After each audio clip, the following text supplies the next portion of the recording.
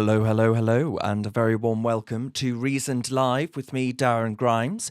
I'm delighted to have your company and, of course, the company of our fantastic lineup in the grotto tonight, who are, as usual, Alex Armstrong, Chloe Dobbs, and Eunice Sadagiani.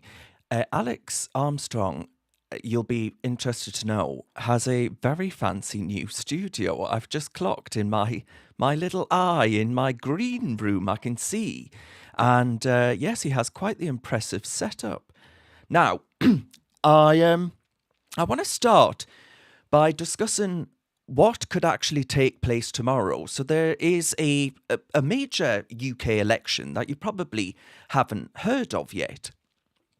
And it is in the great part of the country that is known exclusively as Essex. It's a great part of the world. And Nigel Farage has been out there campaigning, right?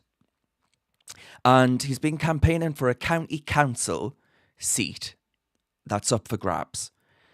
And what they're saying is that this is going to give you a snapshot, it'll be a bellwether of whether or not reform can actually win through come May next year. Because May next year will solidify reform's march through our political institutions. Because what the Lib Dems do, my friends, and what they've done as a strategy very effectively over many years, is you start local. You start local and you build up, whether that be through constituency associations, but you start with councillors, local elections, and they build and build from that, because from that you get money, obviously, for being elected. You have power and influence through being able to influence local decisions. And can you imagine reform voices, local elected voices, being able to vocalise our opinions on things like migrant hotels, migrant buildings being hoisted upon communities? Can you imagine the reform voice being at full strength and being able to articulate the cost, the damning reckoning that is taking place within our country? That's why it matters. So people say, it's just, I don't even vote in my local election. Sod off, Grimesy. No, it does matter. It does matter. It's reform getting a foot in the door to greater things come 2029. And it will be 2029. I bet you it'll be the last bloody minute, because this lot won't want to call an election. And I don't think things are going to get any better for them anytime soon.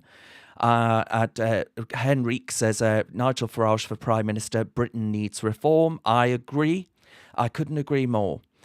And that election that's going to take place is currently vetted up by someone called Tom. Tom Allison is his name. And he's standing tomorrow. Tomorrow will be the big day for Essex County Council. And it's going to be really interesting to watch, especially at a time when the bookies are now projecting Nigel Farage as the next Prime Minister, the candidate more likely to be Prime Minister. We'll get into some more of that a bit later on. We've got a few topics that I want to go through with you today, including starting with reform, more importantly, because actually, as everyone keeps saying in the comments, we need reform. But also those farmer protests today that took place in Westminster. We're going to give you the unvarnished truth there. The BBC didn't even cover it. I mean, they're meant to be the broadcaster that represents the people of this country, our public broadcaster. Well, they didn't even cover the farming protests. You know, the sneering media elite simply cannot stand the fact that these chippy little oiks up and down rural parts of the countryside that primarily don't vote in the same way that they do are getting ideas above their station. And Sky News even had people laughing about it. Laughing. How hilarious. You know, they're going to stand to lose their farms.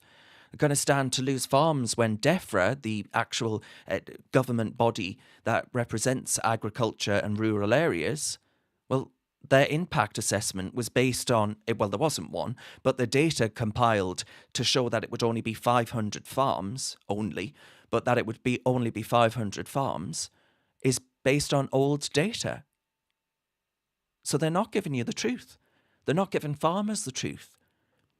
And as a consequence, you've got farmers actually saying that they've got family members considering committing suicide so they don't have to lose their farm. I mean, I can't imagine a scenario more macabre than that one. Elon Musk has actually tweeted Nigel Farage, by the way. He has asked when the elections are taking place, and Nigel replied saying that the local elections are going to take place in May. So that will be the next test. And I think the Uni Party are getting really quite nervous indeed. And then, of course, the censorship and attack on free speech continues apace. The world's oldest magazine, continuing magazine, extant magazine, The Spectator, was forced to apologise for stating biological fact for calling a man, because IPSO, the regulator, demanded they do so. I mean, if we can't speak the truth in that regard, then what is left of our freedoms? What is actually left of our freedoms? It's absolutely time to stand up before we really are too far gone to ever drag ourselves back up into being a free, prosperous, sane country again. And then, of course, the first marriage debate rattles on today. They're the stories that actually they want you to ignore. Prop to the Conservative MP Richard Holden for bringing the debate to Westminster. But the health risks and the implications are vast, so vast that the NHS has started hiring nurses who are specifically dedicated to close family marriages, as in, you know, your first cousin, and the repercussions of that on babies and young people, their health and well-being. Specifically hiring these nurses, speaking Urdu, speaking these other languages, to actually be able to communicate. And if that's not a problem, I don't know what the hell is. We're in the United Kingdom of Great Britain and Northern Ireland. I don't know about you, but I don't know that many people, certainly not in this part of the world, but I don't know that many people that go around shagging their cousin. But maybe that's just me. And of course, then Eunice, I've no doubt, will dive deep into a topic that the political elites are too cowardly to confront, which is, of course, the rise of radical Islam and sectarian politics. This comes as the independent group of the pro-Gaza MPs have apparently got together and said, Jez Corbyn, come on, we'll form a proper political party in the new year. That's religious sectarianism on the ballot box. It's happening. It's happening. So expect more political interventions like those on calling for the ban on cousin marriages to not go ahead, to continue like you wouldn't believe, on steroids.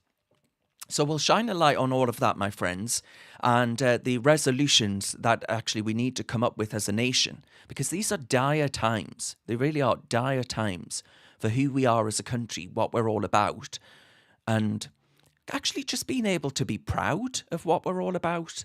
You know, the Western world, what actually we managed to achieve as a Protestant country going back years and years and years. The democratization that the reading of the Bible actually gave to the world. And now we're debating the merits of cousin marriage. I mean, and then some idiot will say that something like, oh, well, Queen Victoria married her cousin. Yeah, in the 1800s. I mean, it wasn't yesterday, love. I despair. And actually, by the way, the reason I'm wearing a Santa hat is because Chloe Dobbs keeps making me look like the Grinch, because Chloe Dobbs is bedecked in festive garb. She was on GB News on Friday Night Live, I think, on Friday, obviously, and she looked like she had actually fallen over into a Christmas tree, rolled through Harrods, picked up every piece of tinsel that they had in store, and then ran into the studio. So I thought I need to make an effort. So I popped it on, and here we are. Right, let's get the panel in, because there's no big guest tonight. No big guest. It's just going to be us. And I thought actually that may well be better. And I'm going to do an interview tomorrow with Dr. Renee, who has some insights into working in the NHS with cousin marriage and the repercussions that this is having, and what she thinks actually about the NHS hiring specific nurses to deal with the issue around shagging your cousin and having a baby that unfortunately has a lot of really quite debilitating health conditions as a consequence. It's not a nice life for them. Not a nice life. Half of British Pakistanis in this country have married their cousin. Half of them. In fact, over half. It's a problem. Okie dokie. Right, let's get in to our little grotto, which I'm going to have to set up because I'm a madman who's living life on the edge.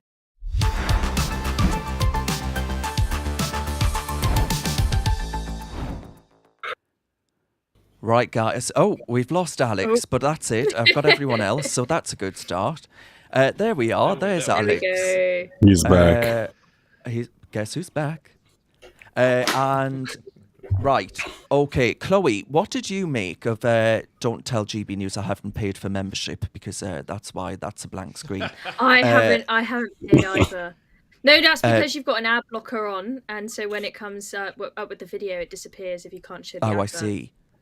Yeah, well, anyway, this election tomorrow, I mean, it's pretty big stakes for a key test for the resolve of Reform UK and the strength of them with the electorate, and actually the strength of protest against this Labour government. I mean, Alex, have you slid into Mr. Allison's DMs to give him a sort of word of luck? I don't know if I've slid into his DMs. Oh, you're quite quiet, Alex. You're quite quiet. Ooh. Do I need to get a little bit closer? I've got a Chloe, I'll start with you, Chloe. Oh, Chloe's gone as well. It's all falling apart. I'm trying to sort the dog out who won't sit down. Right.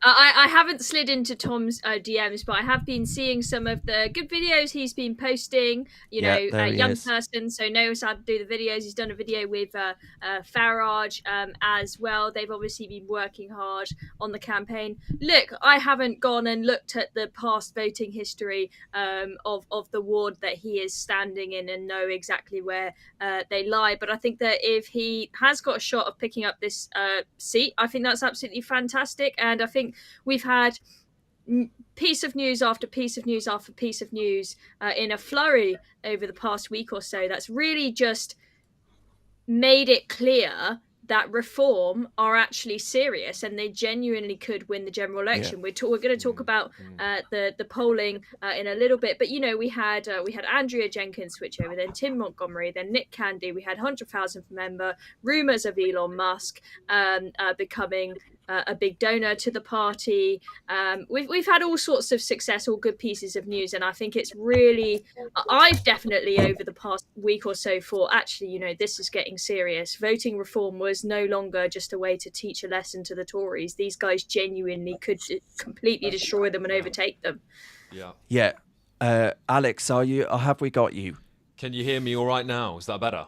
That is better. Good. And hopefully not too loud, because I know what it's like when I'm on GB News and people say there's someone screeching next to you. It's a horrible thing. But you know, I've been speaking to some of the Essex candidates. Obviously, I would have loved to get over there tomorrow because it's going to be such an important election. But I think they're going to do it. I really do. I think they're going to pull it out of the bag, and I think it's going to be a really glorious day for Reform. And given that there's so much attack on Reform at the moment, it's coming from left, right, and centre. I think you nailed it at the start, Darren, when you said, well, actually, it seems to me like the establishment are shaking in their boots. I don't know if you guys have noticed, but there's a lot of other accounts that are sort of starting to take a bit of a snipe at Reform in some way or another. They kind of want the party to be everything and nothing at the same time. It's a new party. Oh, yeah. You know, it's we've got to get that right. We've got to get things right. But of course, you can't have it all your own way. And so, look, I would much rather have Nigel Farage in Downing Street than Kemi Badenoch, Keir Starmer, or Ed Davey any day of the week. And so I think this is the start of something big. And I've got my fingers crossed for the guys. I mean, Chloe, he could be your next fella. No, he's not hot enough, I'm afraid. Sorry. I was trying to play Reform Blind Date. How old is he? I don't know, actually. I don't know, but I think he's in his mid. looks very young. I think he's in his mid-20s. From what I mean, did we? He said he said no, I don't think we did. He said in his one of those videos he put out that he like he's had a career before this, so he's not like a sort of 21-year-old career politician. So yeah, he's probably early 30s. Has spent a few years making his pennies, and now is doing a little bit of local politics. Whilst got a few pennies in the bank from his years of working. That's what I expect. Well, you can Google it. What's his full name? Good to see a young person standing. I think we don't. I know that we had that great clip from Zia Youssef saying to Camilla Tominey in her interview for The Telegraph, we do not care about diversity, when she was asking, do you have a woman problem? And I think you absolutely should hire on merit. But at the same time, it's nice to see, not every single person standing being an old man, right? Especially given that they're trying to get the youth vote as well. Well, also, Chloe, as you know, like the polling shows that young people are flocking to reform. There's a huge movement. I mean, I think the reform is second. I mean, it's not a lot, but it's something. And the Tories are all the way down on fifth or something ridiculous like that. So there is momentum amongst young people who are just fed up. One of our comments have come in and said that Eunice and Alex aren't wearing Christmas hats because they're too precious to mess up their hair. True. That's probably true. You've both got your hair all shut back. You know what? I thought maybe I'd turn down the Christmassiness after you lot started taking the piss out of how ridiculous I looked. But then I didn't wear my Christmas hat in one of my live streams the other day, and someone left me a super chat just to ask me to put my Christmas hat on because they were so upset that I didn't have it on. Then. So I figured, I know. You start an OnlyFans. We gained £2. Maybe I should take my hat off so you guys chip in all those big super chats and make me put it back on again. Well, speaking of donations, a pretty important political one could be coming in the form of Elon Musk, because obviously we had whispers of this 100 million quid that could be coming via X's UK operations in order to make it a permissible donation within the UK electoral system. And Nigel tweeted out this picture of him with Nick Candy, who was the billionaire property tycoon who has become the treasurer of Reform. He is, as lots of media outlets like to say for some reason, the wife of Holly Valance, who used to be a singer back in the day. The husband of Holly Valance. You never know. Hey, he could identify. And Elon replied to this I'll identify saying, as the wife of Holly Valance, no problem. I mean, I'd identify as the wife of Nick Candy. I mean, good Lord, he's got more money than Croesus. Elon says, when is the first electoral opportunity for reform? And Nigel says the first step is the English County Council elections on May 1st. Britain needs reform. And I thought, they're contacting each other now over X. How interesting. But Eunice, this is a good sign. Yeah, they met at Mar-a-Lago. They definitely did, yeah. Yeah, they did meet in Mar-a-Lago. And I think Elon Musk has been involved in British politics for the last few months now, when he was tweeting about the two-tier policing and he was getting involved and he was being holding the Labour government into account. And if you just see his interactions on X, you realize that he's a reform supporter. I don't think there's any doubt about it. And obviously, he's a smart guy. He can see what is happening in the world right now. And that's the reason why he supported Donald Trump. In terms of the 100 million donation, there's still no verification. But I think he will do it. And I think he will probably set up a fund somehow, the same way he done it in America. He didn't actually support Donald Trump directly. He set up a fund, a PAC, that ended up donating to Donald Trump. And I think he will do something like that, and then he will use his influence to fund the Reform Party. And my question is he allowed to do that as someone that's not a British citizen? Like, can he do that or? Not through no. his own. He has to do it through a vehicle. You know, it Yeah, has to so I come think from that's what he will Britain. do. So That's he what could use George the British Soros Arm does, of for X, example. Yeah, Okay. there's always ways Right. around it because I mean Soros's cash has been in British politics for goodness only knows how long. But you know, that's not a problem. The left only have a problem when it's someone like Nigel Farage getting the money. But yeah. Darren, I think you're going to exciting have to times bring ahead. your northern accent up a gear because someone's commented saying, notice how GB News presenters are all privileged posh types. You don't sound like a working class northerner enough today, Darren, clearly. Well, that's interesting. GB News types. Is that what we are? Oh, is this a troll? GB News presenters, troll in the dungeon. Yeah, troll. But they think that you're a privileged posh type. But, I'm posh. They say Patrick is okay. I think you'll find that Patrick went to a posher school than I did by a multitude of about 10. Yes. God, if I'm not working class, I don't know what the hell. Anyway, what's his name? Steve. You can shove your posh up your arse. Anyway, right. Moving swiftly on. So that's the really interesting part of reform. And then, of course, the key test tomorrow. But the odds on him becoming the next Prime Minister. Look at this there. Now, I'm not a betting man, so I don't actually understand all the bookies and all the rest of it. But someone among you that does will be able to tell me that means that if I put £5 on Nigel Farage becoming Prime Minister, do I get £2 back? I don't understand. I don't gamble, so I never understand. You'll get 2.5 back. I've got there you go. Yeah. So it's worth whacking. So there's So no if you point put doing it. £5, you probably get 12.5. If you put £5, you'll get 12.5. I think because 2 divided by 5. I think. So I think this is saying that Nigel Farage has a 25% chance. Kemi Badenoch has a 1/3 chance, etc. So it's good. So if you read it backwards. Oh. It's not saying that Nigel's. Someone in the comments, give us that's the best way. There's going to be people on here who know exactly what they're talking about. Someone in the comments, tell us how this works. Give us the odds. I believe, right?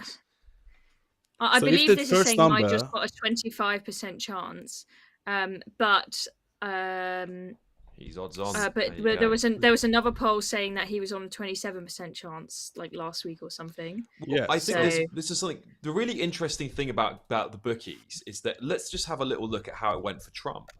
I mean, the bookies nailed it. They nailed it. They called the election when almost every single pollster didn't call it. They were calling it for Kamala Harris or calling it too close to call. The bookies had Trump, I think, about 10 to 15% ahead of Kamala Harris, which is pretty much where it landed.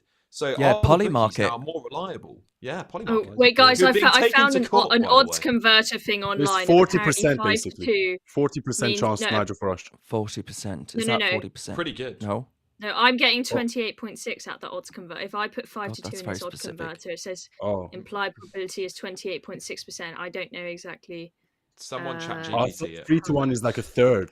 3 to 1 is like a third, so 33%. See, this is telling me 3 to 1 gives you 25% probability, suggesting that Nigel is now ahead of Kemi, 28.6% versus 25, which would make sense with the headline, right?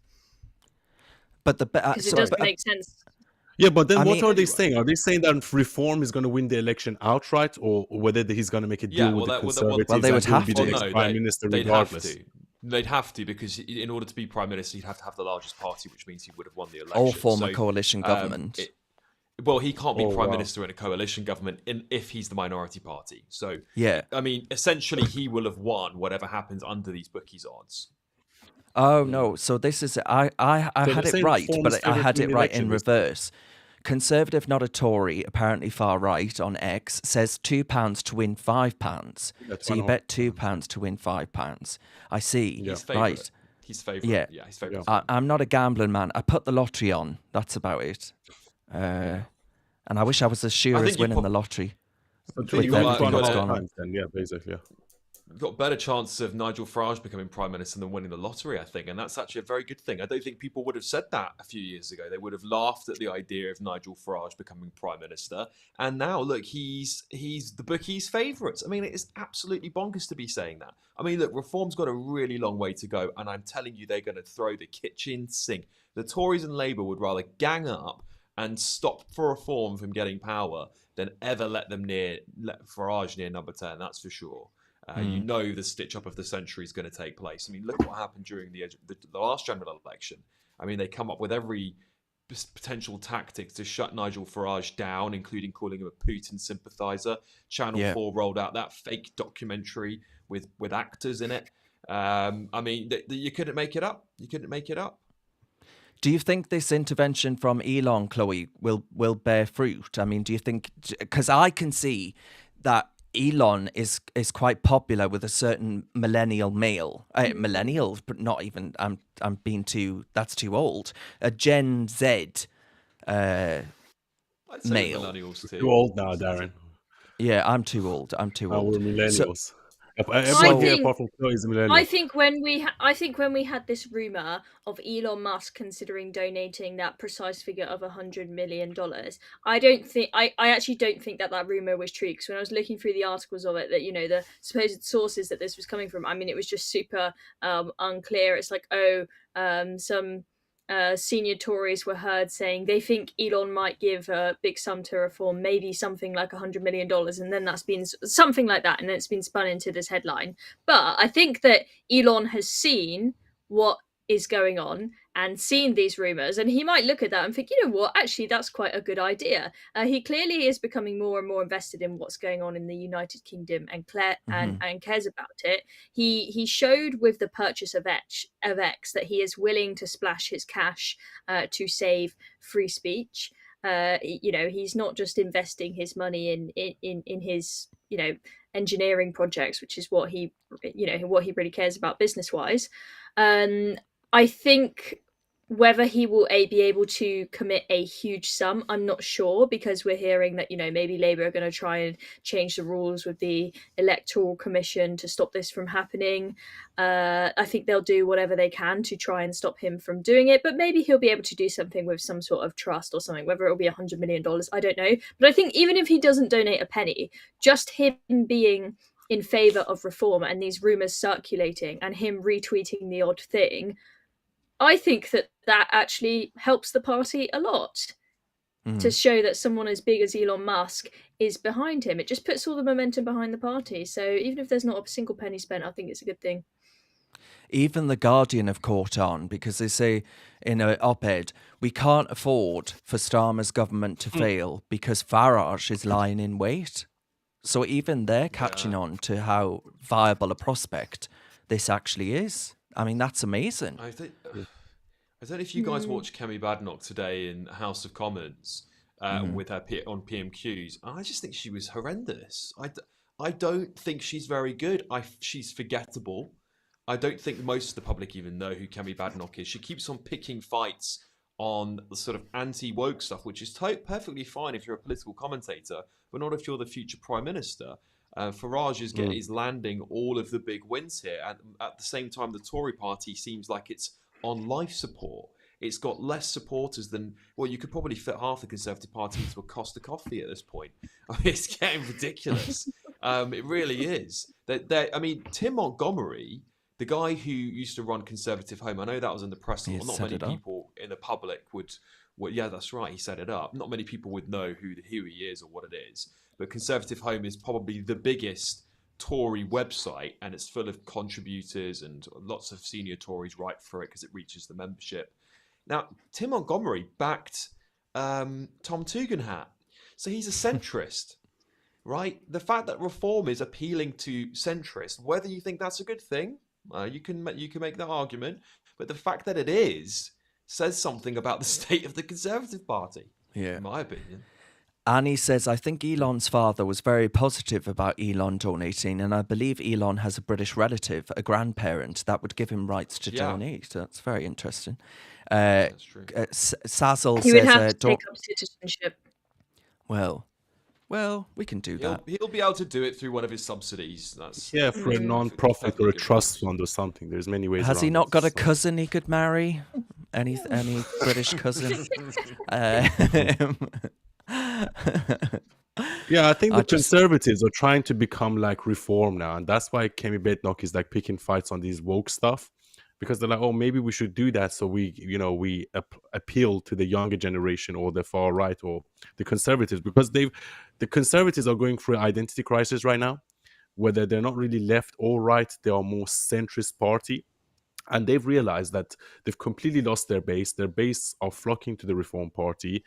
Nigel Farage is favorite to win the next election, and that's why they're going through an identity crisis. And I think they will very most likely implode soon. And I think that's why they should probably make a deal with Reform, which would make Reform's job a lot easier and put Nigel Farage as the head of the Conservatives, because I still think it will be relatively difficult for the Reform Party to win the election outright, especially if the election is called sooner than 2029. Because of the electoral system, you mean? Chance. Yeah, because of the first past the post system, I still think they don't have the manpower or the boots on the ground, the whole infrastructure and institution. Because let's not forget, Conservatives and Labour, they've been in the business for hundreds of years. A Reform Party was only established 4 years ago. So they still need a lot of work. They still need to recruit a lot of people up and down the country. Even though they've done very well in the last election and they've done it on a shoestring, I still think there's still a long way for them to go in terms of winning the election outright. So I think they should make a deal with the Conservatives. I remember that picture like the other one. I was having fun. I know. I to be honest with you, I think I've got some things to say that I can't actually tell you, but I assume my cancellation is going to be swift and imminent. But anyway, more on that when it happens. But I mocked up this lovely little graphic of Keir Starmer on his tour to the Middle East. He was talking about human rights whilst bolstering his own. Well, he was basically doing everything he criticised Boris Johnson for doing, licking up the arse of the Arabs, effectively, and whilst talking about human rights. So there he is. Do you think so? I can actually see him wearing it, to be honest. He looks like, you know what he looks like? He looks like Mother Teresa. Gay Mother Teresa. Gay Mother Teresa. That's actually Sir Keir Starmer's cousin. They're married. Oh, yeah. But anyway, the actual image I wanted to show you was this one of Nigel Farage as Prime Minister outside of number 10 Downing Street. And I said they're getting 10 times more desperate. And as Alex says, that's absolutely right, because they just are. The attacks, you'll have seen the attacks on Farage recently, but it's been happening slowly but surely over the last few weeks. But it sort of came to a head on Sly News with Beth Wigby. And Beth said this. Here is not, in terms of desperate stuff, mind. Being a MP and representing constituents, my point here is not what happened. My point is that there is a discrepancy. Right. Well, he I haven't said seen I it. pushed I believe that you. over. I believe you. But I haven't that's seen the discrepancy. Court document. It's a spent conviction. What did he tell you end he'd of done? conversation. Well, what did he say spent he'd done conviction, to you? end of conversation. His constituents. I tell you what, we're busy, right? We're building a new political party. You are talking about a spent conviction from 20 years ago. What's happened is happened. Whether there are discrepancies or not, I don't know. What I know is he's a fine young man who's turned out really very, very well. But for the victim, he's a serving member of Parliament. For him to imply that she was pushed over when the court document says he kicked her, that's difficult for the victim, isn't it? I'll believe anything you say. It's not what I say, it's what the court document says. I haven't read it's not what I said, it's a court document. I don't know, it's 20 years ago. And this is why, and this is why the mainstream media like you are losing the affections of the British public. Let's worry about where we are today. Let's worry about where the country's going. Let's worry about the fact we're getting poorer. Let's worry about the fact that our communities are breaking down, that people are scared to walk on the streets of London wearing a watch or jewellery. No, I know. What and I'm asking you... You're talking about an inside Westminster story that you want to talk about. If you want to professionalise the party... then these are questions people are going to ask. Yeah. And if it was another political party and this has happened, you would expect me to ask them as well. I have not heard you ask a single Labour minister about the case where a man was on the ground in Runcorn a few weeks ago and punched 5 times on the ground. Has he not been suspended for that? Suspended. I thought he had the whip suspended. Still a member of Parliament. Have you? But you still a member of Parliament. But he has had the whip suspended, and they are investigating it. We'll see. Whereas what you're saying here is that the court documents are irrelevant. So I'm saying a spent conviction is irrelevant. Okay. You're quite right. So there's Beth Wigby trying her best. What was the conviction? Do you know? What was the conviction? I mean, it is true that the conviction was for assaulting his girlfriend at the time, right? Yeah, but this was 20 odd years ago. Injunction against him, or was he sent to jail? Like, what level of conviction was it? I think he did. He was put in prison. Whether or not that's put in prison overnight or for a period. Yeah. But did he get an injunction? Anyway, or no. Something? Okay, then. No, he didn't get it. So it was just like a court hearing, undertaken in court or something. Yes, exactly. Yeah, and then 20 odd years later, where he's lived his life, so he basically doesn't have a criminal record. So what they're talking about is not a criminal record, because if you don't get an injunction, it doesn't actually count as a caution or a warning. So that's why I was asking. I was wondering what exactly was it, because undertaking in court doesn't show up on your criminal record. So yes, the fact that a spent conviction wouldn't anyway. But AD says that he was on our X says he was in prison for a week. He was jailed for a week. So, but regardless of that, the media, I remember when Nick Brown MP, who was an MP until the last election, was suspended from the Labour Party, and there were lots of whispers in this part of the world, the northeast of England, about why he was suspended. And the media didn't do any digging into it, and they haven't subsequently done any digging into it. But when it comes to an allegation 20 years ago of whether or not he pushed or he kicked his girlfriend 20 odd years ago, they will drag his name through the dirt, attempting to get a resignation or a suspension from Reform UK. They are desperate to get Reform UK in any way, shape or form. And this was being labelled as a meltdown, Farage having a meltdown. I said, actually, I think this is Farage legitimately responding to a puerile line of questioning. Should we go through everybody's past and say that what they did 20 years ago has to impact what they're doing today? That's what I want to know. No, I don't think so. And depends on what they did. For example, if they killed someone, or maybe they done something really bad. But by the sounds of it, the guy wasn't necessarily arrested. He wasn't necessarily charged. Again, that's why I'm asking about the details, because I don't know exactly what happened. But if he was just arrested overnight and taken to the jail, and then they released him on bail, for example, and then he went to court and he didn't get an injunction, then that doesn't even show up on his DBS.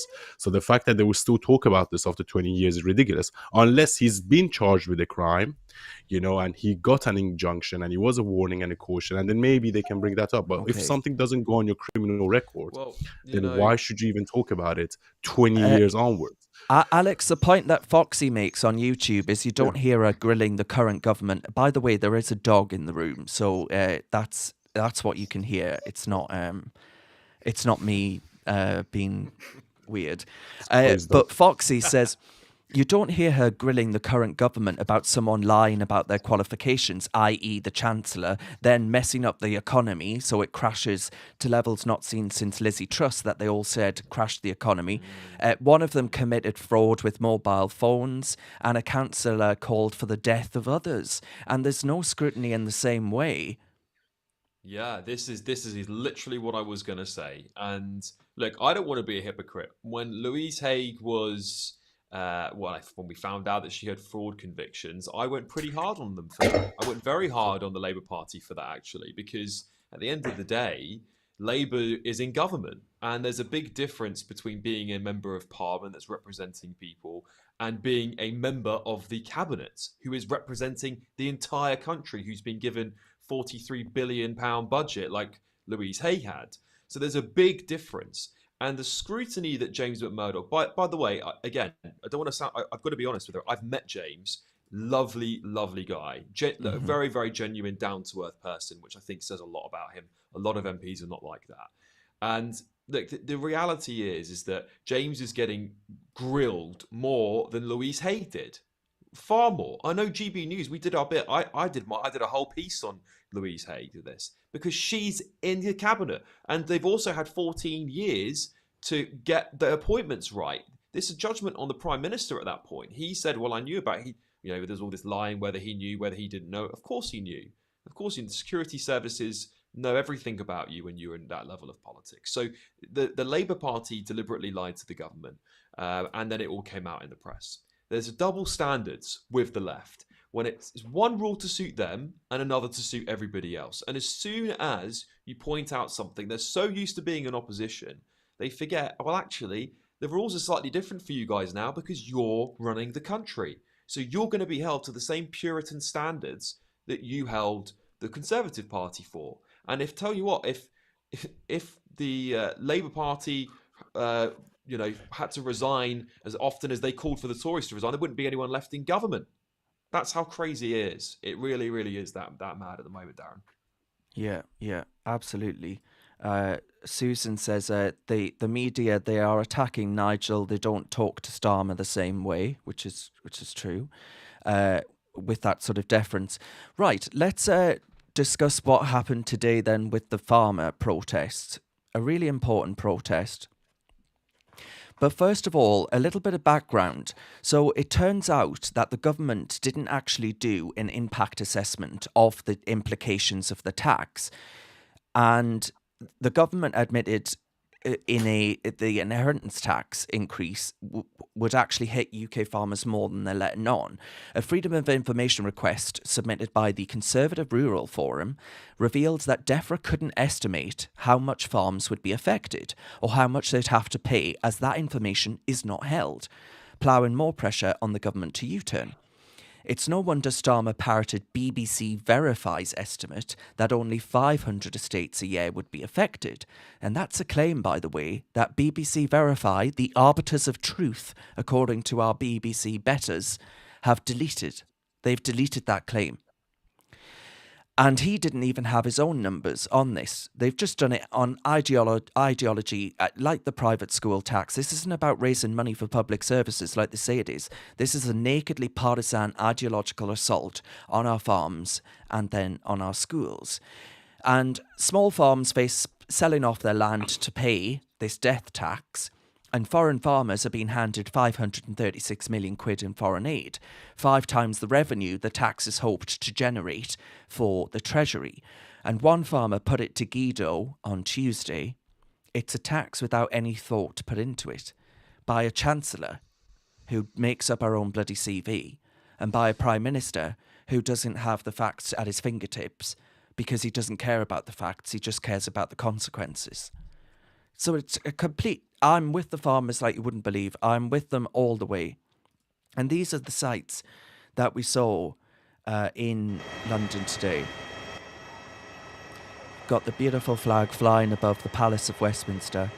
But as the camera zooms in to come around Whitehall with number 10 Downing Street on the left up there, you can see, with Portcullis House on the right there is just reams, row after row of tractor. And good for them, taking a day out of their work to actually do this. After getting up at 3, 4 a.m. to finish their jobs, to make sure we've got food on our tables. Row after row. Yeah, that was tractor. one thing I was saying about this is, these guys, they work 7 days a week, all day, every day. They don't have a day off to really to go to a protest. It's probably been really hard for them to organise. They probably have to make sure that they've got people covering their work at the farm that day and that everything is in order. And a lot of them have travelled a really long way on a tractor, which is probably pretty slow on the motorway, I expect. So I think what they're doing is really impressive. It would be interesting to see what happens after this. Because I saw a clip from ITV talking to the farmers today, and a lot of them are saying, we've got we're trying to be peaceful now, but we will strike and we will do more if we have to. So it'll be interesting to see what happens, because I mean, some farmers might not really be able to afford to go on strike and to not hand their food over to their supermarkets and get paid. So I don't know whether it's feasible and whether it will happen, but I really hope that they get their way on this. Alex, before you speak, I just want to play this clip from the National Farming Union's chief, Tom Bradshaw, who gave an emotional testimony in front of the DEFRA committee. And he says that this is a life or death moment for British farming. And he broke into tears. His heart broke in front of that committee, speaking about the impact that it's having and making a really quite chilling prediction that people will kill themselves in order for the tax not to come into force and see their family not inherit their farm for the next generation. The examples that I'm being sent through are often from what I would say middle-aged farmers concerned about their parents or parent that doesn't believe they have 7 years able to plan, and the awful, unacceptable position that those individuals have been put in. Because somebody said earlier on they haven't taken advice. That's completely wrong. A lot of these people have spent the very best money on tax planning advice, and until the Chancellor sat down, the correct advice was to keep the farm until death. Now they don't have any way to plan through that, and yet they've given everything to producing the food for this country in that period post-Second World War. They really deserve a lot more respect than they have been given by the changes that are proposed. And I am going to talk about the most severe human impacts, which we believe could end up being triggered by this, which is that those people who genuinely are either in ill health or don't believe that they are going to be able to live for 7 years may well decide that they shouldn't be here on April 26th. Now, no policy should ever be published that has that unintended side effect. Now, what I'm being told by some people is, well, money doesn't trigger this. And I may agree with them that money doesn't trigger it, but it's not money. This is a lifetime of work. It's the heritage.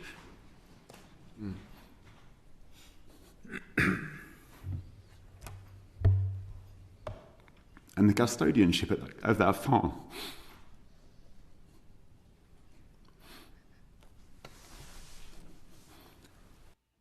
I mean, you notice there at the end that the Labour MP there just can't even look at him, right? She looks away, she looks down. It's absolutely sickening and terrible what they're doing. I mean, people committing suicide over it. The idea that this tax doesn't have wider implications and that the government haven't even planned for it. Let's be honest, Alex, this is an ideological assault. Yeah, it's so much more than that as well, Darren. It's not just ideological, it's hatred. This is as so many of the far left have shown online, this is revenge for them. This is revenge for what happened under Thatcher. They're taking their anger out. It's revenge for Brexit. It's like a political sledgehammer.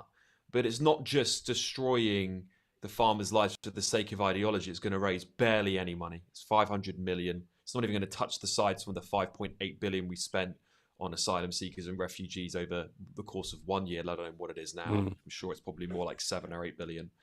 It's not even going to touch the sides. It's going to punish a long-standing element of British culture. We are, going back for thousands of years, a farmland. We're a country of farmers. This is an attack on British identity, and it is so difficult when you hear and see the stories of the people that are going to be impacted by this. It's the same as the winter fuel allowance. It's the same ideological austerity being used to attack people that they don't politically agree with. Pensioners and farmers are going to get it the worst, and they are getting it the worst. And I'm sick of it. I'm absolutely disgusted with this government. It is the most... I thought Rishi Sunak's Tory government was pretty horrendous. But this one takes it to a whole new level. If the public could vote today, they'd be out on their backsides. That's true. That's very true. And Eunice Brumpelgrim on YouTube says, that was a hard one to read out, says Starmer lied to the Farmers Union before the election. He stood up to the Farmers Union unionists and he said, we're on the side of the farmers. And and they backed him, by the way, they endorsed him. And when he gets into government, well, he does exactly what... the story you always reference, Eunice, is the Iranians got into bed with the Ayatollah got into bed with the Marxists and then killed the Marxists when they got into power. Well, that's exactly what this Marxist has done with the farmers. Yeah, I mean, he lied about everything. He said he's not going to raise taxes. He did. He said he's not going to raise national insurance. He did. And I just don't understand. I think we've got the most stupid chancellor ever because these taxes are not actually helping the economy. As Alex said, we're spending 5.8 billion on the migrant crisis. There are so many other ways to raise capital. There's so many other ways to raise money, such as drilling for oil. But then again, we have this stupid net zero policy of wind farms. And what's happening is that the middle class and the working class are shrinking. I just truly believe that Keir Starmer is a globalist puppet and he is being given his orders by Davos, and all he's doing is to try to get us back into European Union or this some sort of a global order in which people don't own anything anymore. And that's the whole inheritance tax. The reason why they do inheritance tax is because they don't want your children to inherit your property. So in the near future, when companies such as BlackRock buy all the properties, they want an economy where everyone is renting, nobody owns anything. When you don't own anything, then you do not have your own personal autonomy and you're not a free person. Power. And that's what they're aiming. They want total control. They want total control over your finances. They want total control even over your mind and what you think and what you say. And that's why they hate people like Elon Musk, because they try to control freedom of speech and the flow of information as well. I don't know if you saw, but during Storm Dara at the weekend, a multi-million pound, what would have been about 10 or 20 million quid, something in that region, of a massive wind farm in Wales that was installed 2 years ago has fallen down in the wind. I thought that's what they were there to do. Fallen down in the wind. Smashed to bits. Solar farms, the wind smashed to turbines. bits. Yeah, and that's what they want to do with our farms. We're spending a load of money just to turn them off. I don't know if you guys saw the story. Yeah. Having to Absolutely. spend a load of money to switch them off. The one thing that really gets me is whenever they talk about clean energy, I want there to be clean energy, but I'm like, well, how are you going to do it if you're also not talking about expanding the capacity of the national grid? The national grid just cannot cope. The capacity is just appallingly low. They've got to sort that out before they do anything else and build all these wind farms. But anyway, that's another note. Foxy says, you will own nothing and be happy. You will eat the bugs and be happy. Exactly. Yeah.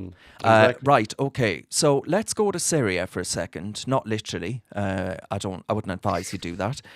But let's have a look at some of the celebrations that have been kicking off in Damascus. Oh, sorry. No. Damascus. Birmingham. That's Britain. That's Britain. That's the United Kingdom of Great Britain and Northern Ireland.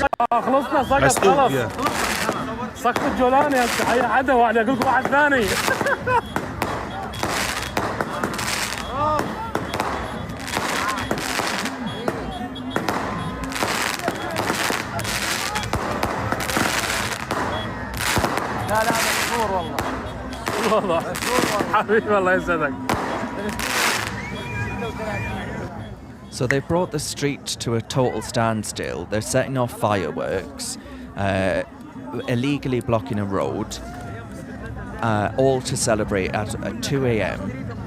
the fall of Assad. And then this guy, well, he said it better than I could. Right, so I'm coming through London, and you would think something fantastic is going on, like England have won the World Cup or something due to all the honking and whatnot, but no, that's not the reason. That's the fucking reason. That is the fucking reason. This is London, not fucking Damascus.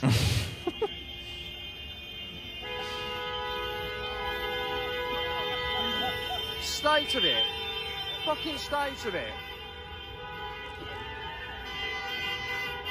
This is London, not Damascus. Fuck off. Oh, shit me. Honestly. Good for him. And then in Ireland, this fellow had the bright idea of asking Syrians gathered whether or not they'd be going back home. What's going on here? What's this all about? So for the past few decades we've been under constant oppression by Bashar al-Assad, dictator of Syria. Yeah. He's been imprisoning civilians, he's been murdering, torturing, massacring everybody left and right. Alright. So since this morning, since 2 a.m, we've reclaimed Damascus being the capital of Syria. Yes, yeah, I understand. So the entire country is free now. So you're free now? We are free now. So, finally. So now does that mean all you go back to Syria now? The economic situation isn't good. Okay. So economic reasons. You're in Ireland, economic reasons. We hope we can go back. We wish we can go back. I'm sure you can go back now that you're free from occupation or whatever dictatorship. Take care.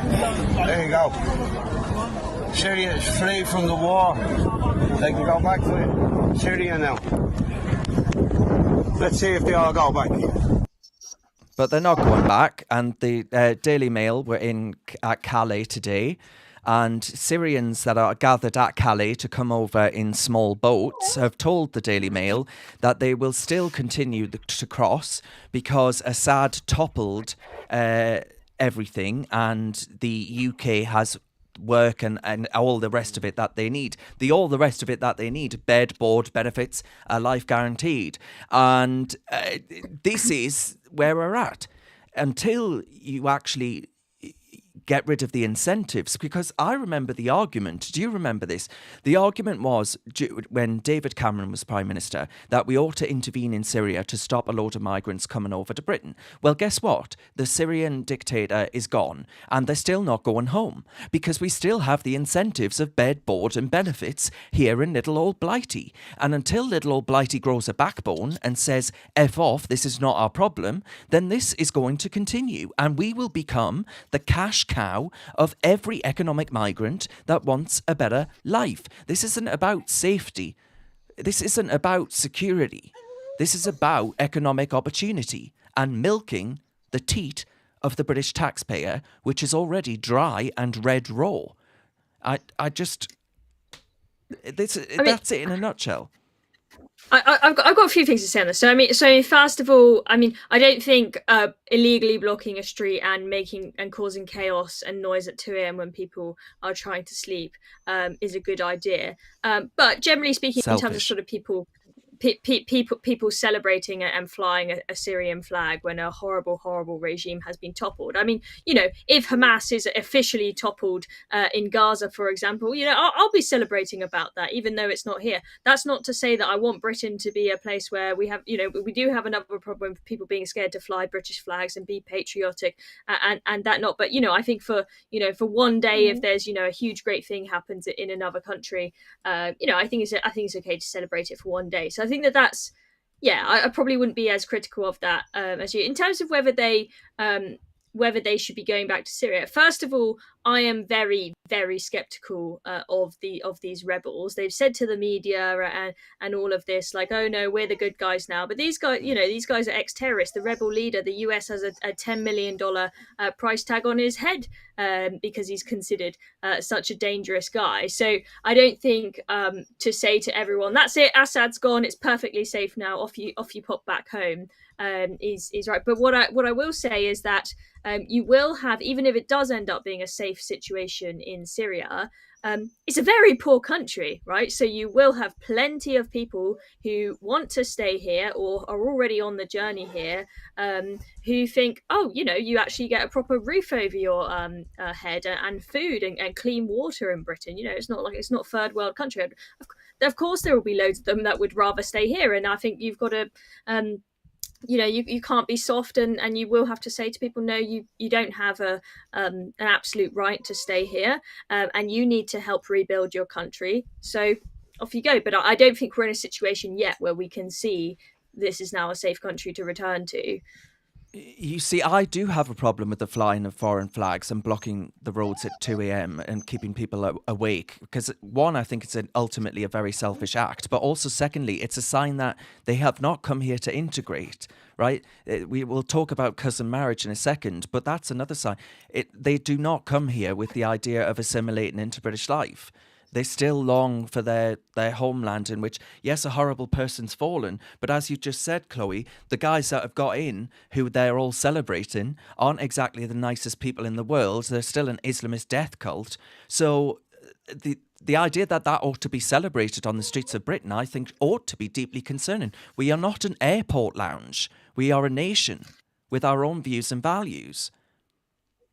Yeah, but I mean, I'm an American citizen, and I was celebrating when Trump won, not just because I think it's good for Britain, but I think it's good for America. When I was growing up, I had an American flag in my bedroom. We celebrate Thanksgiving. We celebrate July 4th. Does that mean that I'm not a patriotic British citizen as well? No, of course it doesn't, right? So, someone who's in this country, who's from another country, they should be integrating into British culture. But does that mean that they're not going to ever, eat their cuisine from their culture, and they're going to, completely abandon any pride for their country, and never use their country's flag? Of course not. You want them to integrate, and I'm sure there are issues with integration. Absolutely. I'm against them blocking the street and being out at 2 a.m. because I don't like people causing disturbance. Speaking as someone who likes to go to bed early and can't stand when there's noise in the street in the evening. But my point was just that I don't think that them say celebrating is a terrible thing. Now, in terms of what are they celebrating, I think, as I said, I think people are celebrating too early. I don't think these people are celebrating saying, yay, the Islamist terrorists are coming in. I think that they are, first of all, they're just happy that a past that they have associated so much pain with and there's so many people that have been tortured with is gone. And they're just hoping and being very, very hopeful and optimistic that what they get is better than what they had before. But, I think that they are being a bit naive by... when these terrorists, supposed rebels say, oh, we're the good guys now, believing that, I think a lot of them are being a bit naive. But I don't think any of them, or many of them at least, are hoping for some, horrible Islamist regime. Like, yes, we're going to get the new ISIS in. Yeah, well, at least we know the pronouns of the leader of HTS. Oh, that's hilarious. That's actually hilarious. CNN decided that we needed to know his pronouns, and I'm sure the Islamist leader was very keen to give across his pronouns. But Alex, on that, by the way, Adi says, Chloe, give your dog a treat and a fuss. I think he needs to go out to the toilet. Oh no! Right, we'll be very, very fast. By the way, guys, is my camera blurry? Because I can see myself blurry. Yes, it is. I don't know why. Okay, let me just turn off my camera and turn it back on again. Well, Alex. So look, I've got some strong feelings about this situation. I studied the Middle East as part of a very long degree, which I often wish I hadn't done. But as part of that, the Arab Spring had sort of just got started pretty much straight after my degree. And when I look back on the situation now, when we see what's happened in Afghanistan, in Iraq, in Tunisia, in Libya, countless countries, they are worse off than when they were before. And I'm not saying that these aren't evil dictators in those parts of the world. They are obviously horrible, horrible people. But often when you live in a third world country, you need strong leaders to keep the extremists at bay, which is exactly what Gaddafi did, exactly what Saddam Hussein did. They kept out the extremists. It's no surprise that ISIS popped up straight after Saddam Hussein fell, and then subsequently many other Islamist extremist groups when parts of northern Africa turned away from their harsh dictators. So I highly suspect what's going to happen in Syria is what's been happening across the world for the last 10 years. They're going to have a radical Islamist government. It's going to make Syria akin to Iran, where people's freedoms and rights are completely crushed, probably more so than Assad's regime. And I think there'll be economic migrants spilling over from here. They'll reopen the refugee asylum seeker list pretty quickly. I mean, we've even had Keir Starmer's government indicating they're going to take HTS, which is a terrorist group, off the prescribed terrorist list. Yeah. I mean, we've lost our marbles. We've got Keir Starmer out celebrating terrorist victory in Syria. That's what's going on. That's what's going on right now. And do you know what Israel are doing today? Israel are bombing their navy. They're destroying their weapons. And we've got the mainstream media and crazy Free Gaza people going, look what they're doing in Syria. Well, I hope they bloody do. Because what you want all those weapons and their aircraft and the military given to radical extremists. I bloody don't. Thank you very much. Yeah. So let's get a grip. Let's get a grip of the situation here, guys. And you, if it does throw into question and into light, Eunice, the idea that the West ought to have intervened in Syria, because this could have been the consequence anyway, right? Where HTS would have got into power, or a group like them. There are many of them in the region, and actually that this would have been the consequence, and Syria would have been less free than it was under Assad. So there are no good options there, are there? So at what point do we just say this isn't our problem?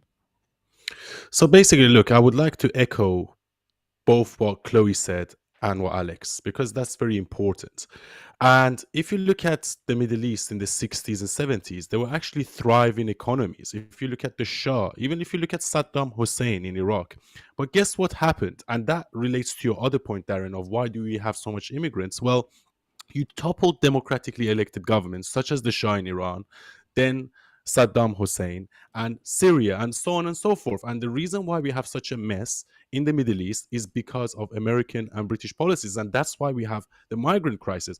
I agree with you. We shouldn't have so many migrants, but, you reap what you sow, okay? And everything, what goes around comes around. And the fact that you overthrew democratically elected governments, such as the Shah in Iran in 1979, such as the Iraq War, even the fact that you went and invaded Afghanistan, you didn't need to invade Afghanistan. You could have just carpet bombed them. All these migrants ended up escaping these countries, and they all ended up coming to Western Europe. So we have to go to the core of the issue. Assad was a very bad man. He killed 500,000 Muslims. 500,000. That's like 10 times of what's been killed in Gaza. And no one speaks about it because it's Muslims killing other Muslims. So by no point am I supporting someone like Bashar al-Assad. However, you have to understand that maybe these leaders, they know something about their societies that we don't. They said the Shah was a dictator. And guess what he had in prison? Who he had in prison? He had people like Khamenei in prison for the Savak, which was like the MI6 equivalent of the Persian Empire back in the day. Guess who Saddam Hussein had in prison? People that ended up becoming ISIS. And you can say the same thing with Assad. I don't like Assad because he's been supported by the Islamic Republic, and this could be a good news. But then the problem in the Middle East is that every time we have an uprising, whether it is the Shah, whether it is Saddam Hussein, whether it is Assad, something worse comes and takes its place, right? And that's one of the worries I have regarding Iran. Is that, okay, if the Islamic Republic of Iran falls, we need a strong opposition to be able to come and take power. Because if we just leave a power vacuum, you never know. Taliban might come and take over Iran, which is probably worse than the Islamic Republic. So at the end of the day, when we speak about this whole migrant crisis, we have to understand that Britain and America made strategic mistakes in the Middle East. And that's the reason why we have the mess we have now. And also Islam, which I spoke about in extent. And I think in the Middle East, one of the things we need to do is to get rid of Islam, not to get religion to mix with politics. And those are the two main reasons in the Middle East. Stephen says the West should have kept its nose out of the Middle East. I've said that for years. Right, let's discuss this one. So yesterday, as many of you will be aware, this man here, Iqbal Muhammad, one of the pro-Palestine, pro-Gaza, pro-Hamas members of parliament that were elected on sectarian lines because of what's going on in Israel, pushing them to the front of many minds of Muslim voters. And the Labour Party suffered as a consequence, and these guys got through. Jeremy Corbyn is also part of their group as an independent MP since he was suspended from the Labour Party. But they're talking about in the new year forming a new political party as a group of them. And it will be a group that is gives succour and support to, I think, a really obnoxious form of religious sectarianism of the kind that this country hasn't seen before. So things are going to get really quite nasty and vicious indeed. And when you've got an MP from this group standing up and speaking out in favour of cousin marriage and defending it, despite the burden it places on the NHS and the burden it places on the child that's born out of such wedlock, you start to get into, I think, really dangerous territory. So this is the sectarianism that's going to be more and more and more evident at an alarming rate as the Muslim population in Britain grows. And it has consequences in, as I mentioned, healthcare, with the allocation of close relative marriage neonatal nurses. So close relative marriage, i.e. marrying your cousin, close relative, your first cousin. And it says that they have the exciting opportunity for an experienced neonatal nurse to join the trust, which I believe is in, it's Firmly Health. So is that Slough? Is that Slough Way? Anyway, it says here, the neonatal unit at Wexham Park Hospital is caring for these vulnerable babies. And they need people with high quality evidence-based, don't marry your cousin, that's the evidence, and better outcomes for their families. So we're actually recruiting on the lines that this man was arguing yesterday, because we do have such a big problem with over 50% of British Pakistanis in Britain marrying their cousin, for example, and therefore spreading the consequences of such a marriage. And I watched this yesterday, and it really got me thinking on what kind of country Britain is going to be in the years to come, with these independent groups becoming, whatever their political party calls itself, becoming more powerful, and what kind of country we'll look like at the end of it. And this interaction, I think, was really quite telling. Islamic experts say that Islam neither prohibits nor encourages cousin marriages. Some argue, though, that if change is to happen, community and religious leaders need to get on board. But Maulana Munawwar Hussain, a religious scholar in the West Midlands, does not accept that there is a problem. 30% of children with rare diseases are from British Pakistani families. What's your response to that kind of statistic? I will ask, what is the percentage in other communities? But Maulana, doctors are saying that there's a link. Families who are suffering from this, who are first cousins who are British Pakistani Muslim, are saying there's a link. The specialists in this area are saying that there's a link. Why are you not accepting that? Well, I don't have any knowledge in that regard. Look, I have a whole, reams and reams of evidence here, scientific evidence that proves that there's a link, and you're still denying it. No, what I said, I don't have knowledge on that. Well, if I gave you the evidence and you looked through it and you felt that it was convincing, what would you do about it? I don't think I will be able to do anything on that regard. Islamically, I do not see any problem getting married to the first cousin. Maybe not Islamically, but medically there's a problem. Why we are talking about only the Muslims getting married to the first cousin, then if we find the same problem in other communities also, but then it is equal. So it is not because of the first cousin marriage. So it is a normal case. It is because of the first cousin marriage. It's just not necessarily because they're Pakistani or they're white or they're black or they're any other ethnic group. It's because they're first cousins, and that is a much higher occurrence of that happening within the Pakistani community, because there's a tradition of marrying first cousins. Okay, well, as I said early on, I don't have any research on that topic, so I won't be able to say anything on that. Well, if I give you this research and you look through it... So, well, I wouldn't mind looking through it. And if you were convinced by it, what would you do about it? I will decide after when I am convinced. We sent him the medical papers and haven't heard back yet.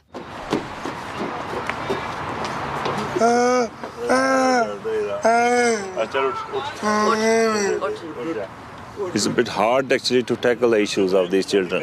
I don't know what is their future, how they will live even if we are not here.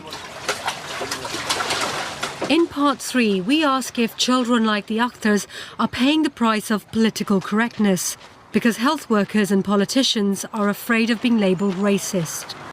So healthcare and politicians afraid of being labelled racist, and I've just shown you this advert in the NHS hiring close relative nurses there, marriage nurses, and the fact of the matter is, like Eunice, if you marry all of these things together, the rise of sectarianism in Britain, the NHS pandering to it, because, you know, these kids are being born through first cousin marriages and coming out with all kinds of problems, and then needing personal independence payments through the disability welfare system, and of course healthcare for the rest of their lives, reliant entirely on British taxpayers. All of these things have major consequences. Yes, exactly. So basically, first of all, she lied in the beginning. Mohammed did prohibit first cousin marriages in Islam. As a matter of fact, in some communities, it's encouraged. And the reason for that is that it's something called the Sayyid. And Sayyid is someone that's related to Muhammad. So basically, first cousin marriages were encouraged in Islam because they could say, like, for example, Khamenei, the supreme leader of Iran, is Sayyid Ali Khamenei. And Sayyid means he's related to Muhammad. And so was Khamenei. Right, so the reason why they want to keep the genetic pool close together is because people wanted to be descendants of Muhammad. That's point number one. Point number two is that apparently 50% of all Pakistani couples, they're like inbred, and not only that causes a genetic defect that we might become whatever, autistic or whatever, but also you end up having lower IQ. So you might not have any outwardly illnesses, but in reality your cognition is actually lower than an average person, which obviously leads to a whole society of people not being to achieve their top goal, because their IQ is like ranges between 85 to 95, which is below average, because the average IQ is 100. And lastly, I just think it's very almost primitive, because it's almost like it's a normal thing in Pakistan, especially, for you to marry your first cousin. And for me, that's incest. I'm sorry. For me, that's no different than maybe marrying your sister or your mom, because that is sister, because that's still your family. That is still your blood. And I think it should be outlawed. I really think in this country, we should outlaw marrying your first cousin. Yeah, because Chloe Nora says we're reduced to discussing topics that are against our natural instinct here. We're reduced to discussing these topics and the consequences in Britain, because of the fact that cultures aren't assimilating, that British Pakistanis are obviously not in marrying their first cousins, and are either seeking to do it in Pakistan or, attempting to do it here. I mean, I am genuinely shocked that it is even a debate as to whether cousins should be able to marry or not. I mean, I honestly, I didn't even realise that it was legal. I just sort of presumed that it was illegal. So I was shocked to see an MP standing up talking about how great it is for family bonds and whatnot. I mean, I cannot believe in 2024 we've had an MP standing up and talking about how great shagging your cousin is. I mean, what the actual heck? Is absolutely disgusting, even before you even think about the the impact money-wise on the NHS, and it's child abuse to do that, and that child to have to live with a horrible defect when you actually could have just married someone. There are 8 billion people on this planet to choose from, and you had to pick your cousin. You couldn't find anyone else who wants to sleep with you and marry you. I don't believe that, right? I agree. Gross. It's gross. Can I make a comment about that as well? Can I just quickly make a comment about what Chloe said? The reason why they marry their first cousins is because men and women are not allowed to speak to each other in Islam. And if you want to marry someone, you have to go to her father and ask for permission. And that's why they can't really go on dates. So the only person they know in their family is their cousin. So they go to the father and oh, can I marry your daughter, please? And that's why this Islamic thinking holds back a whole nation and whole society, because you're not allowed, because you're not mahram. You're not allowed to speak to women you're not mahram with. Yeah. Alex, the point that was raised there by Chloe, which has totally gone out of my head, which is very, very well, annoying. But the point that I was going to make there was one around whether I've totally forgotten it. Alex, what are your thoughts? I've said this yesterday on GB News, and I'll say it again.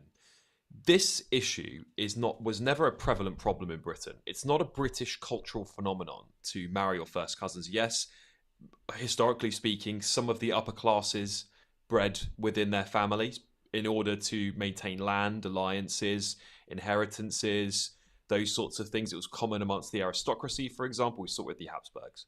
That's a very, very, very, very, very small amount.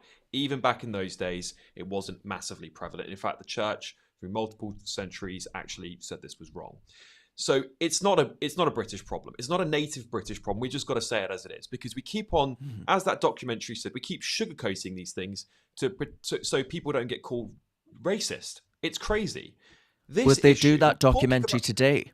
You know, would they make that today? No, they bloody wouldn't. No, they absolutely would not. The same reason why the BBC won't talk about it. Now, the reality is, why we're talking about this conversation is very simple. We have had mass immigration, legal and illegal, into this country in the millions. Many of those people are coming from cultures like Pakistan, where 55-60% of marriages in those communities can be with their first cousin.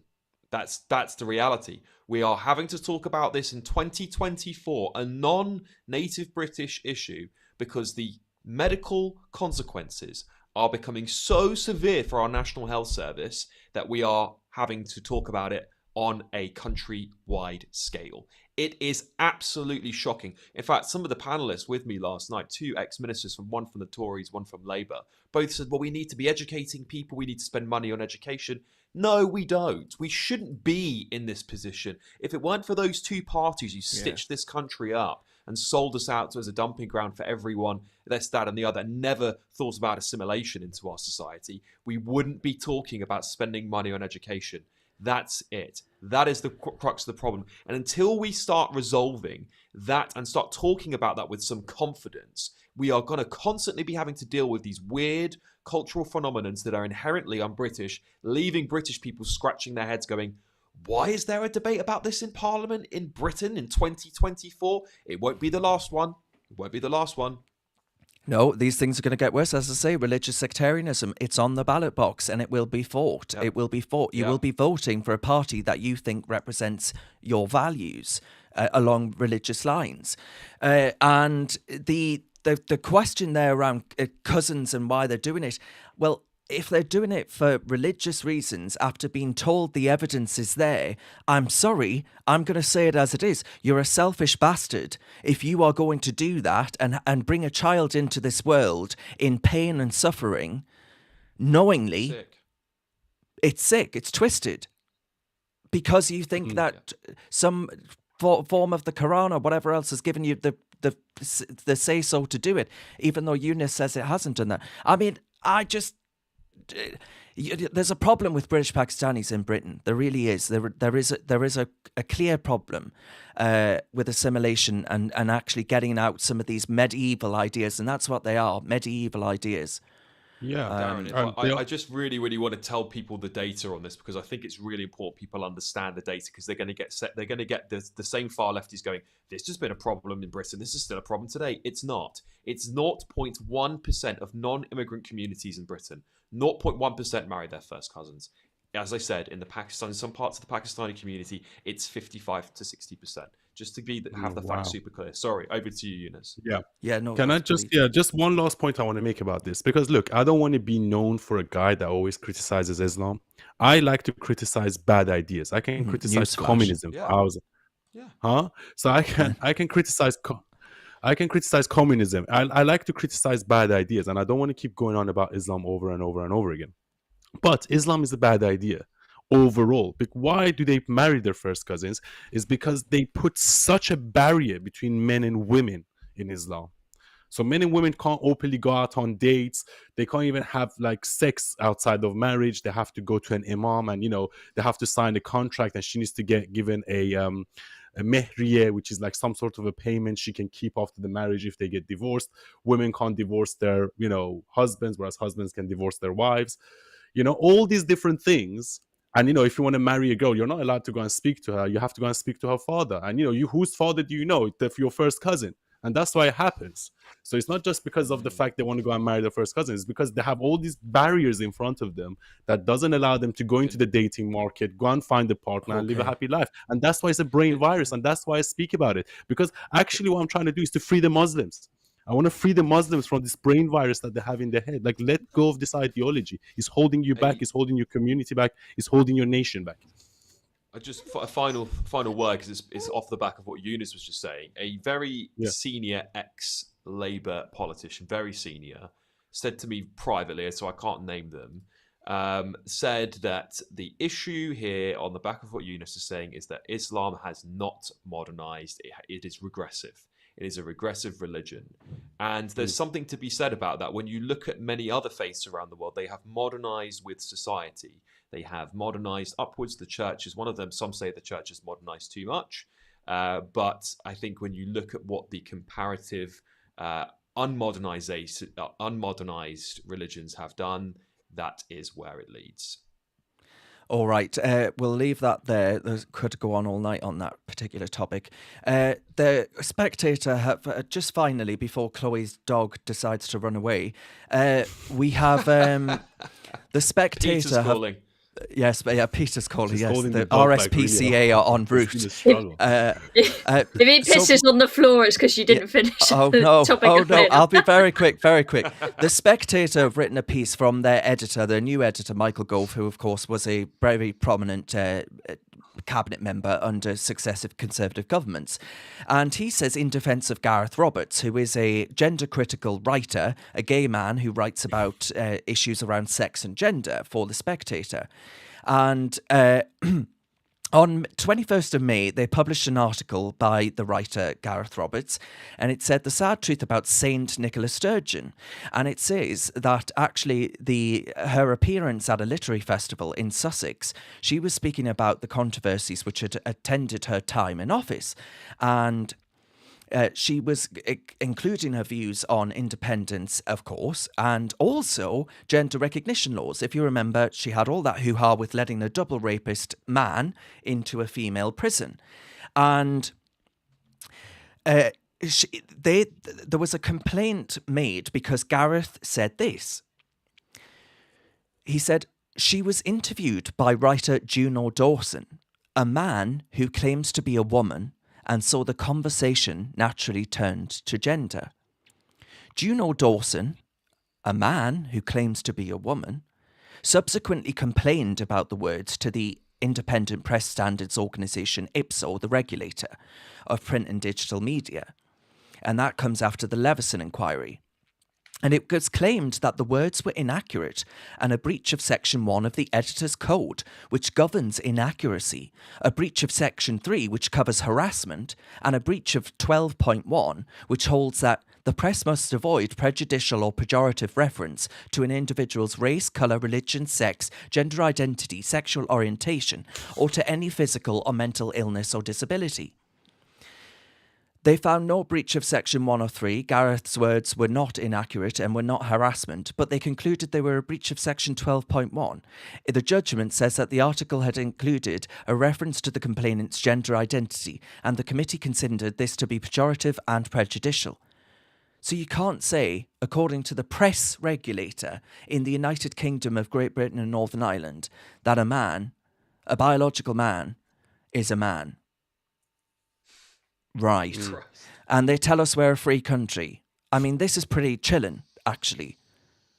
This is pretty damn chilling. This is what IPSO should be wasting their time on. I mean, it's just absolutely pathetic, right? This is not, obviously, with with proper newspapers, they have to be more careful about getting their facts right? Whereas if I say something on Twitter that is factually inaccurate, I might get a community note, but no, there's not going to be any kind of regular coming out of me. So what they've done here is they've taken an opinion, right? The opinion being that a transgender woman is a woman, and they've taken that to be a fact, and hence considered a statement saying that a transgender woman is a man is factually incorrect.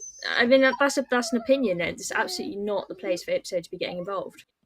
Yeah, Stephen says free country my arse, Alex. He's absolutely right. I mean, I'm so fed up. I'm so fed up with it all. And I know so many of you are as well, because you're constantly being told that the truth in front of you is inaccurate and a lie, and that you're wrong. No matter what it is, it goes back again to this Orwellian nature that we are gravitating to in our bureaucracy, in our managed state, because we're an administrative state now. We're not a democracy anymore. And we're just constantly being told that these things, like, you must believe that a bloke wearing a wig with chicken breasts for real tits. Sorry, I'm not laughing at you, Alex. I'm not laughing at you. I'm laughing at Stephen's comment. Says your dog will piss up your leg in a minute, Chloe. Yeah, I think he probably will. I think there's some people, people in some communities who'd probably do that as well, Chloe. Well, they wouldn't have a dog. Some of them think they are dogs, don't they? They identify as dogs. There's teachers being taken to court because they won't put cat litter trays in bathrooms. Yeah. I thought you meant the Muslims. They don't like cats and dogs. Sorry, I forgot we moved on to the trans. Yeah.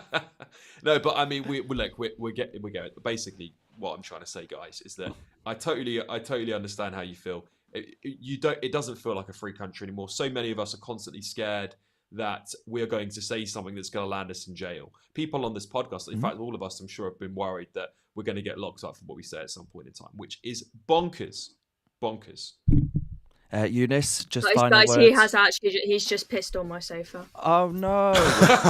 I'm identify as a girl or a boy. I don't know which one it is. Yes, yeah. Take him out. Is it a girl or a boy, Chloe? Right. It's a boy. It's a boy. Oh, okay. They should identify as a girl then, according to them. But all look, right. God bless, Chloe. God bless. Good luck, Chloe. You can leave. I'm gonna leave you guys. Yeah, mission accomplished. All right, Eunice. Sorry. Yeah, look, the thing is, as the comment says, 1984. But what's happening here is that we're not allowed to criticize bad ideas. A man is not a woman, and a woman is not a man. Okay. And this idea that, LGBTQ gender fluidity, if the gender was fluid, then we wouldn't have gay people, because then a man can. Why are you laughing? Sorry, this we've got this. You guys in the comments are absolutely hilarious. Yeah, I'm laughing at the comments, but also I never thought I would do a live stream in which piss was involved. This isn't OnlyFans. It's too long, though. Isn't it? It's funny that Chloe's screen now looks like a trail of piss. Like, sorry, guys. I mean, I think we've completely collapsed the point. Yeah, exactly. Sorry, Eunice. Yeah. So look, the thing is, if there is 100 different genders, and if a man can be a woman and a woman can be a man, then we wouldn't have gay or lesbian people, because then a gay person can identify as a woman and they'll be straight. And a woman can identify as a man and they wouldn't be lesbian. So this whole idea is that, and it's funny because, we had the golden age of feminism, and now we got LGBTQ, and now we have trans rights that's shooting in the head the feminist movement, and all these trans athletes coming and taking away women's rights. So basically the whole premise of the left is collapsing, because the whole thing is based on a lie. The whole thing is based on virtue signaling. And one movement undoes another movement. Like, for example, the unholy marriage of Islamism and the woke ideology, they have nothing in common, and sooner or later they will clash. All they're doing is that they're cooperating together to go against the people that are on the right. So I just think, look, there's a saying, something that doesn't have roots will always rot. And the left ideology doesn't have any, or if you don't have a foundation, or the Tower of the Tower of Babel in Bible, when the foundations are not strong, the Tower of Babel fell. And the left, they don't really have a foundational ideology, because all these different ideologies, all these different groups they're going against each other. And it's just a matter of time until they implode. Yeah. You know what? It's so bonkers. Like, I think this is a losing battle for the woke now. I mean, they're on the way. We have reached peak woke. But even they've got the lefties regulators, Alex, as this case evidences. They've got the regulators. That's true, but I mean, it's very rare that I praise the Labour government ever. I mean, please, no one attack me for this, but they have done one good thing today. They have continued the ban on giving passive aggressive piss. They're gonna And Stephen says she needs to get him a piss back. Right? Yeah, but then doesn't she have these pads? Doesn't she have these pads where the dog can piss on? Is it a big dog? Why can't she just? It's a they cocker usually spaniel. have a pad where they can piss on. Yeah. Do you have to take them out? No way there. I feel like we mentioned the word piss more than any other word. Look, we've got 6,300 people watching. And we're talking about We're talking about Chloe's dog pissing on her leg aggressively. Flipping this up is going to be so much fun. Oh, the RSPCA are about to shut Reasoned down now, so animal hating. We've Darren Grimes. That'll be your latest headline. Darren Grimes. Dog cruelty. Dog cruelty keeps woman on podcast for too long. But I'm surprised she doesn't have a pad though. Like I'm really surprised. They all have pads because I used to have a dog. They used to have like an indoor pad where they can piss on. Stop saying bad, Eunice. There's women on this podcast who are gonna hear you say, "Hasn't she got a pad on?" Yeah, they're gonna think like a fanny pad. They think you'll mean something else. Well, anyway. I can't remember what I was going to say, but what was I going to say? I have no fucking idea what I was talking about now. All I've got in my head is Eunice saying, hasn't she got a pad? And Chloe going, I've got to leave. Christine says, Chloe, come back. We're all pissed. By the way, I was going to say, guys, we should all catch up for a drink and go for a, What we should all get pissed together. Go and get pissed, yeah. Why not? Let's go out for a drink sometime. Listen, I think before this devolves into complete chaos and we end up in uncharted territory, that we should call it a night. But I do want to just say thank you to everybody for the super chats, for liking the video. If you haven't liked it already, what the hell are you doing?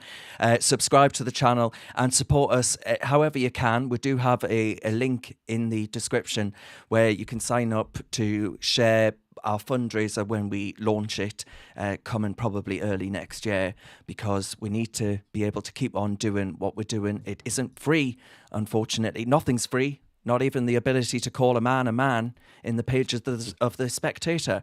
So that's it. All right, we'll wish you good night and say adieu. And Stephen to end says, Darren Grimes found guilty of causing Pissgate. So there we are. As always something, always something. All right, thanks guys. Have a good night. All right guys, thank you. Looking forward to get pissed. Yes, absolutely.